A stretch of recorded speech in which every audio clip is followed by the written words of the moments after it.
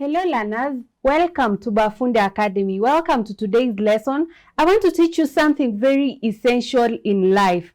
Now you could be thinking you're very far from using this aspect or this knowledge in your life, but really it will take only a few years and you'll start using it. Even now, you might use it in a few instances. I want to teach you how to write a letter of application. Have you ever applied for anything? Or you've had your parent or your sibling applying for anything? Have you heard them saying, I'm applying for a job, I'm applying for an internship, I'm applying for teaching practice if their profession is being a teacher, or such kind of things, applying for anything? Have you had someone doing that?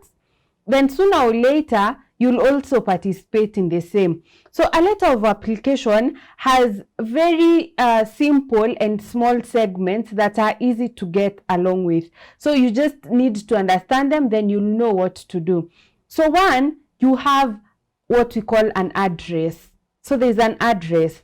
Now in a letter of application, you'll have two addresses, just like we saw when we talked about writing formal letters. A letter of application is a formal letter, by the way. So you don't write it the way you write a friendly letter without an address, but there's an address. And in this case, you have two addresses. So you'll write your address and you'll also write the address of the person you're writing to, whom we are going to call the recipient. Are we together? So one address should be yours and the other is for the recipient. The first address should be your address.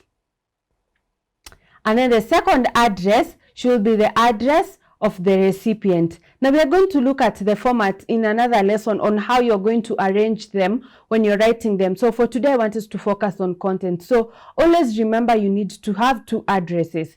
Then when we go to the body, now the body is, after you've written the addresses, now you have the body, what you're writing about.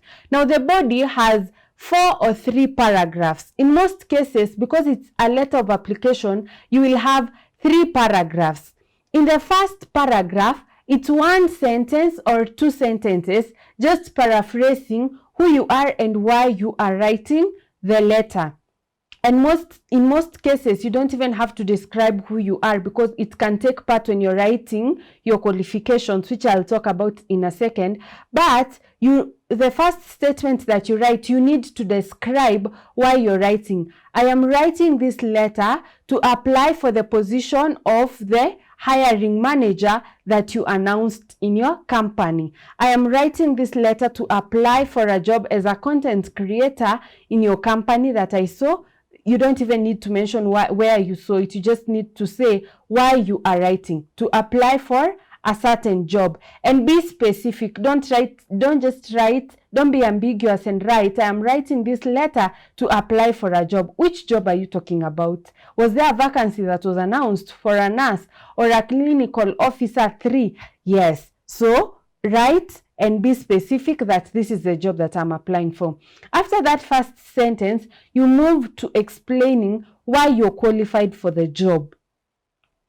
In most cases, you'll borrow this from the requirements that they had advertised or the eligibility criteria that they wrote down as to what they need from the person who is applying for this job. Maybe the first thing is must be 18 years of age, must have an undergraduate degree in the sciences field or any relevant or related field, must have 1 year of experience. So that is what you're borrowing and writing why you're qualified. I am a graduate from Kenyatta University with a bachelor's degree in nursing, and I have 2 years of nursing experience from Kenyatta National Hospital. So you write things that are relevant. Why are you qualified? What qualifies you or what quantifies you to fit the description of the person they're looking for?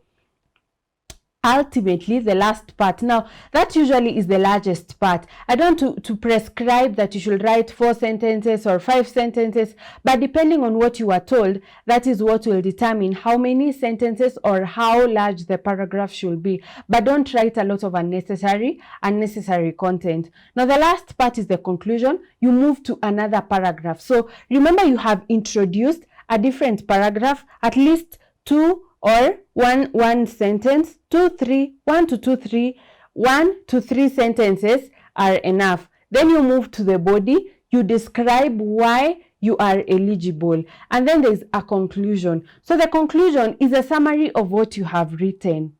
Don't use the exact same words you used in the body of I have this year of experience. No, you write a summary in a word. In a nutshell, I am qualified for this job because I have met the eligibility criteria, I have the experience required, and I look forward to learning new things that I have not learned maybe in my previous jobs. So when you write the summary, always ensure you write what you're looking forward to. I look forward to hearing from you. I look forward to working in your company.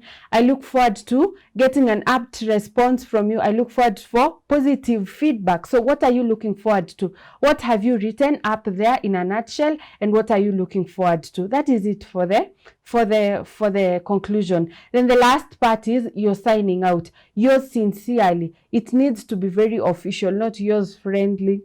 Remember, it's a formal letter, so you sign out respectfully. So this is an example of a formal letter and how it would look. We'll get into details when you look at the format. Now that you already have the content, we look at the format so that we put it in its respective places as we continue learning about writing formal letters. Thank you for joining me in this lesson. I'll see you in the next one.